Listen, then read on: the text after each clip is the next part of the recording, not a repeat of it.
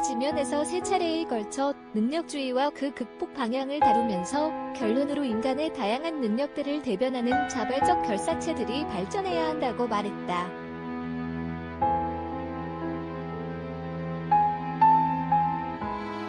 그리고 지금 우리에게 그 대표적인 맹아는 노동조합이라고 밝혔다. 아마도 이 언급에 머리를 갸우뚱한 이들이 많았을 것이다. 그만큼 오늘날 노동조합은 현실 문제들의 대안이라기보다는 바로 그 문제들의 원인 제공자로 지목되는 체제다.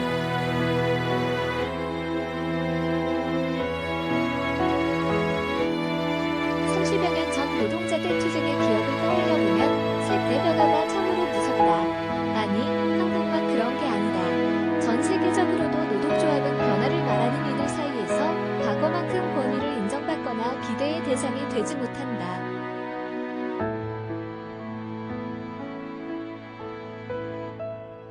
이런 시대이기에 오히려 짧은 글로나마 노동조합 이야기를 다시 꺼내지 않을 수 없겠다. 시대의 흐름을 정면으로 거슬러 왜 하필 지금 시점에 다시 노동조합에 주목해야 하는지, 현재 노동조합에 근본 문제가 있다면 과연 무엇인지, 그리고 변화의 방향은 무엇이고 어디에서부터 가능한지 생각을 나누고 싶다.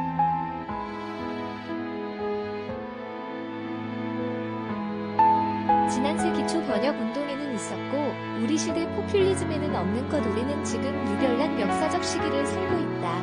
모르긴 해도 최소한 거대한 동요의 시대인 것만은 분명하다.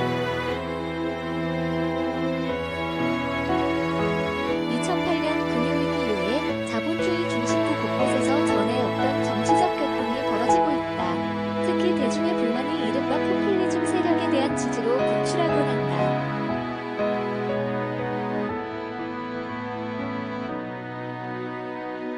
그런데 이게 이번 세기 초만의 현상은 아니다. 지난 세기 벽두에도 전 지구적인 소요와 폭발이 있었다. 아니, 20세기 초의 격동이 지금보다 규모가 훨씬 더 컸다.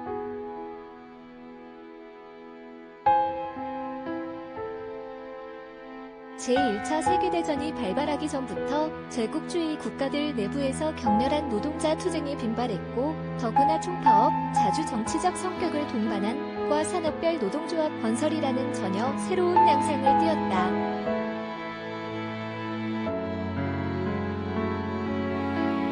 이들 노동 세력은 여성운동, 특히 영국의 경우 등과 함께 보통 선거제도 실시, 즉 대민주주의의 강화를 요구했다. 제1차 세계대전조차 대중투쟁의 발전을 잠시 지연시켰을 뿐 이를 소멸시키지는 못했다.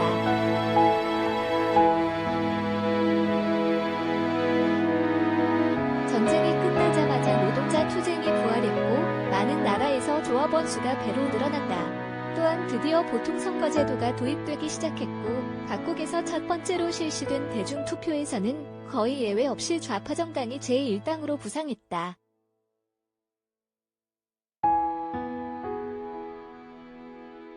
(1917년) 러시아 혁명이 워낙 극적이어서 다른 모든 사건을 압도하기는 했지만 실은 이 혁명조차 20세기 초에 전개된 전 지구적 격동의 일부, 그 한 골이었다 할 수 있다.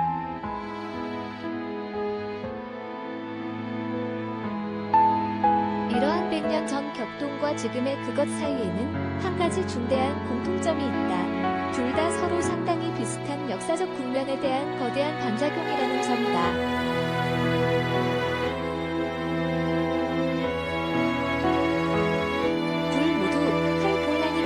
호라살과로 거대한 전원받는 호라살과로에서 자기 조정적 시장이라는 유토피아를 건설하려는 운동이라 부정한 바가 지배하던 시기를 끝내며 대두했다. 20세기가 밝아오기 직전의 100여 년이 바로 이러한 시장화 운동의 전성기였고 현 시대 역시 신자유주의라 불린 시장화 운동의 절정기 뒤에 시작됐다.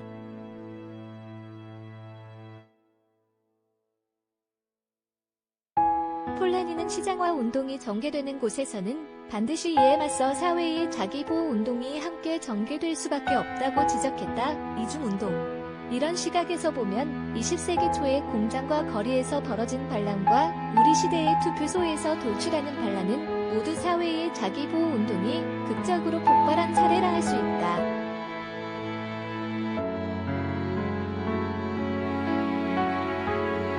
하지만 이렇게 기본 성격이 일치하는데도 양상은 전혀 다르다.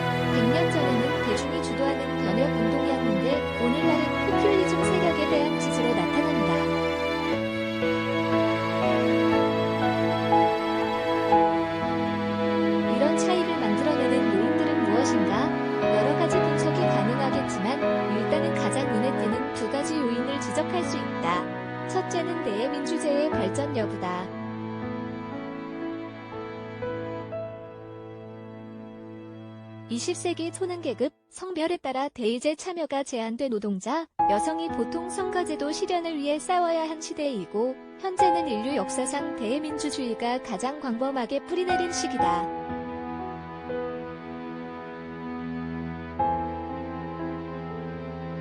그래서 지난 세기 초의 대중이 우선 직접 행동해서 돌파구를 찾아야 한 반면 지금은 대다수 대중이 일단은 현실 정치 수단을 통해 의사를 표시하려 한다.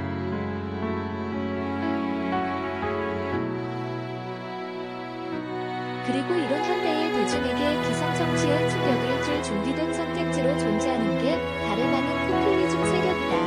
둘째는 노동조합의 역할이다. 100년 전 대중은 대의민주제라는 통로가 없었던 대신에 노동조합을 통해 집단적 힘을 표출하려 했다.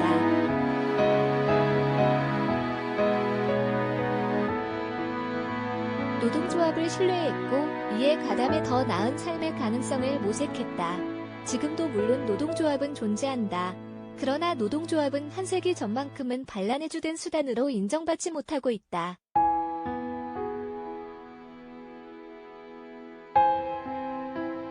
가장 불안정한 삶을 사는 대중의 대부분이 노동조합 영향권 바깥에 있으며 과거 세대와 달리 집단적 해결책을 추구하지 않는 문화가 이미 깊이 뿌리내렸다는 분석까지 있다.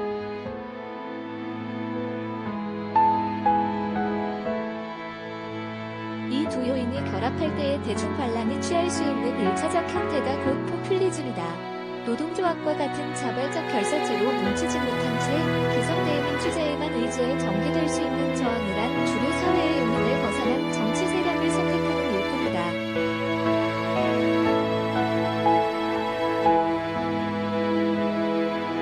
샹탈 부페 등이 제시하는 좌파 포퓰리즘 전략은 결국 좌파가 이런 상황을 인정하며 내놓은 고육지책이라 할 수 있다. 이것은 거대한 퇴행이다.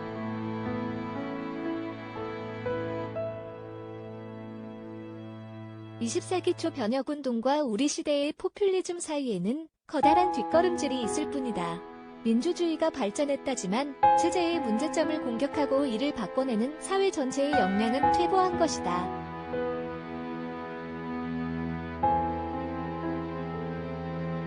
100년 전에는 있었지만 지금은 없는 것, 즉 노동조합과 같은 대중조직 대중운동의 적극적인 역할이라는 요소를 빼놓고는 역사의 미스터리를 설명할 수 없다.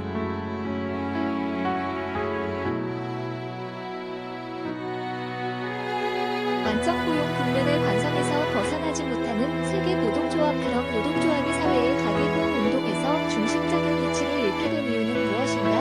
한국의 노동조합에 대해서는 대기업 정규직 중심이라든가 기업별 노동조합 형태라는 한국적 특수성을 통해 그 한계와 문제점을 짚는 논의가 많다.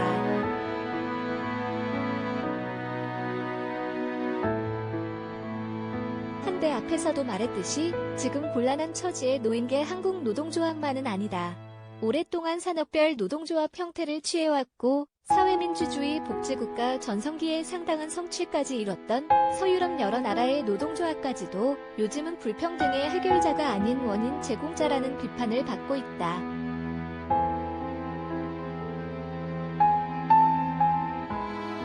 어느 나라나 노동조합 때문에 노동시장이 분절돼 있다는 것이다. 고용이 상당히 안정되고 소득이 높으며 노동권도 제대로 보호받는 내부 노동시장과 그 반대편의 외부 노동시장으로 다들 나뉘어 있는데 이리 된 게 노동조합 탓이라는 것이다.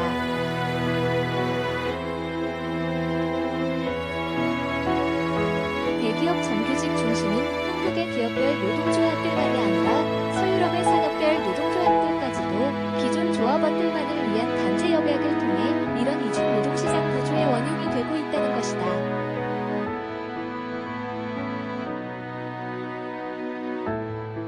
이것은 이론적 설명이라기보다는 차라리 사실의 엄밀한 기술에 가깝다.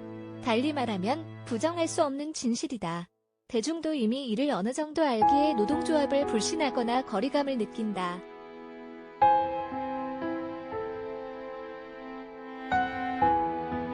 적어도 이것이 새롭게 노동조합의 문을 두드려야 할 불안정 노동자 혹은 프레카리아트가 노동조합을 효과적인 문제 해결 수단으로 바라보지 않는 주된 이유 중 하나임에는 분명하다.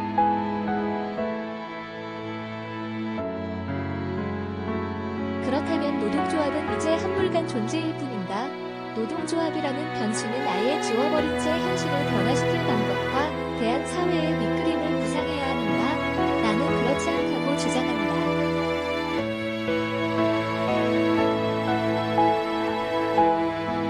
오늘날 노동조합의 문제가 노동자들의 자발적 결사체라는 그 근본 속성이 아니라 한국을 비롯한 자본주의 중심부 노동조합에 깊이 뿌리내린 역사적 관성에서 비롯된다고 보기 때문이다.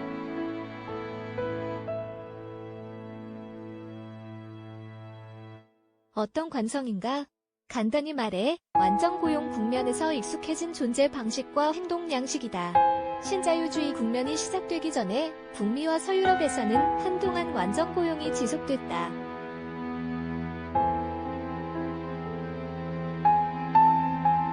자본주의 역사상 최초의 완전 고용 국면이었고 상대적으로 장기간 지속됐으며 지금까지 이런 국면이 복구되지 않았다는 점에서 아직은 유일한 경험이기도 하다.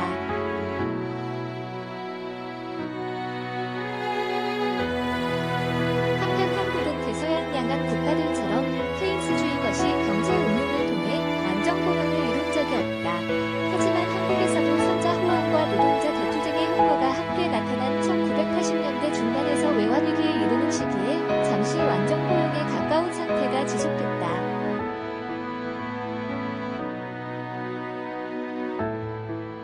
이런 완전 고용 국면에서 계급 이익에 충실한 노동조합이 취할 수 있는 합리적인 전략 중 하나는 투쟁력, 협상력이 가장 강한 부문이 따낼 수 있는 만큼 최대한 따내는 것이다.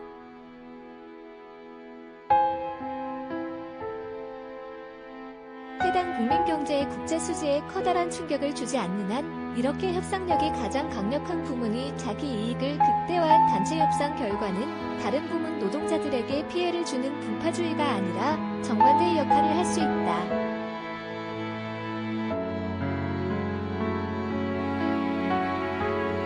이 협약 내용은 다른 부문의 노사 협상을 견인하는 일종의 모범 협약 구실을 할 수 있다. 그렇게 만드는 주된 모임은 물론 완전 고용 상황이다.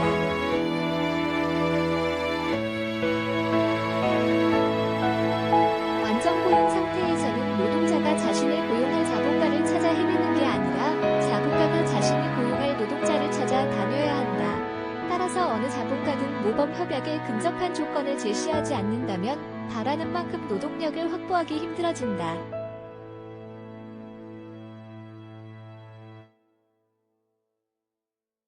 결국 기업별이든 산업별이든 가장 협상력이 강한 부문이 자기 역량을 최대한 발휘한 협상 결과가 노동계급 전반에게 이로운 노사관계의 기준점이 된다.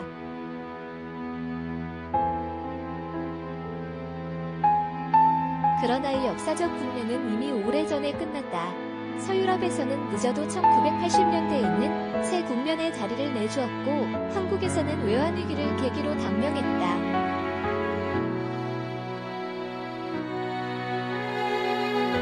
하지만 노동조합은 그 후로도 오랫동안, 아니 지금까지도 완전 고용 국면에서 익숙했던 습성과 논리를 지속하고 있다. 지나간 시대의 관성이 부조리할 정도로 끈질기게 이어진 것이다.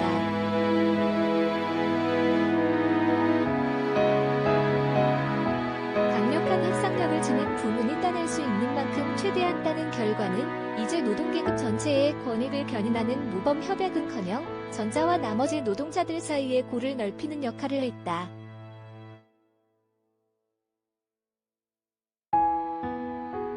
전자가 더 많이 따내는 만큼 나머지의 몫이 줄어드는 상관관계까지 나타났다.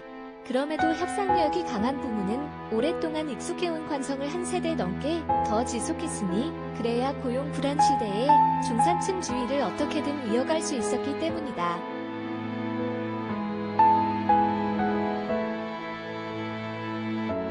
지난 한 세대 동안 전 세계 노동조합은 협상력이 가장 강한 부문의 이런 논리에 적응하며 유지됐다. 그래서 서유럽에서든 한국에서든 자본주의 중심부라면 어느 곳에서나 노동조합은 자본주의의 현 국면에 비해 한 세대 이상 지체된 시대착오적 대중조직이 되고 말았다.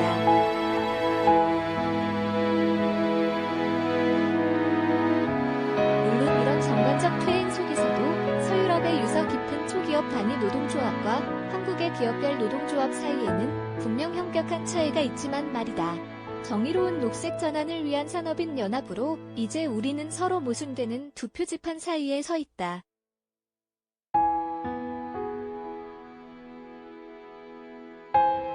하나는 포퓰리즘을 넘어선 사회 변화의 동력을 만들어내기 위해서는 반드시 노동조합이 다시 필요하다는 요청이고, 다른 하나는 노동조합이 완전 고용 국면의 관성에서 벗어나지 못해 자본주의 변화에 완전히 추월당했다는 현실이다.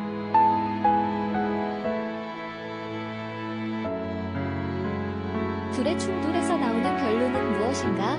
그것은 노동조합이라는 가장 유서 깊은 대중조직 없이 사회 변화를 추구하는 것인가? 아니다. 그럼 노동조합은 지금의 모습에서 벗어날 길이 없으니 이를 중심에 놓는 어떠한 미래 전망도 불가능하다고 결론 내리는 것인가? 아니다.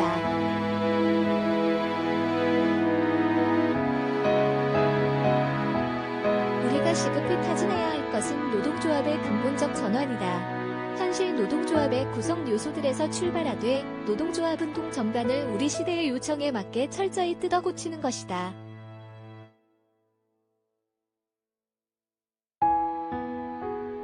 전환의 주요 내용으로는 이 글의 논지만으로도 두 가지를 끌어낼 수 있다. 첫째는 완전 고용의 새로운 실현이다. 21세기에 이를 가능케 할 방안, 혹은 과거의 완전 고용에 유사한 어떤 상태를 만들어낼 방안이 무엇인지는 이 글의 주제가 아니다.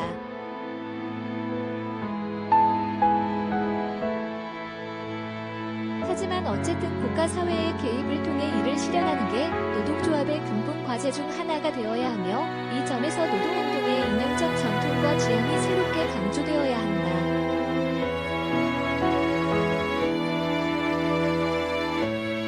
둘째는 오랜 역사적 관성과 단절한 노동조합의 새로운 존재 방식과 행동 방식의 구축이다. 이 점에서 기후위기 대응을 단순히 기존 노동조합의 위기로만 볼 게 아니라 새로운 노동조합의 기회로 봐야 한다.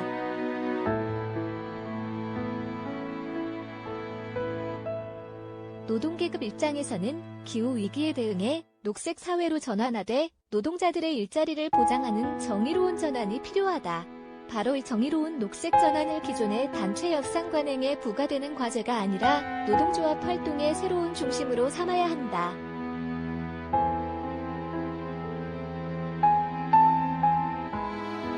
말하자면 탈탄소 사회로 나아가는 산업인 연합들이 필요하다. 기존 노동조합들이 이런 연합의 기능을 새로운 중심 과제로 삼든가 아니면 아예 이를 표방하는 새 노동조합들이 건설되어야 한다.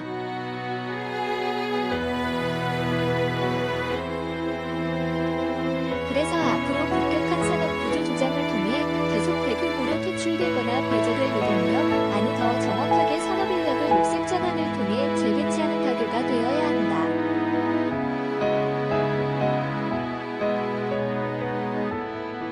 이런 역할을 중심에 둘 때의 노동조합은 그나마 협상력이 남은 부문을 중심으로 한 분파적 조직이 아니라 노동계급의 대중조직으로 거듭날 것이다. 결론은 기후위기 대응을 오히려 기회로 삼아야 한다는 것이다.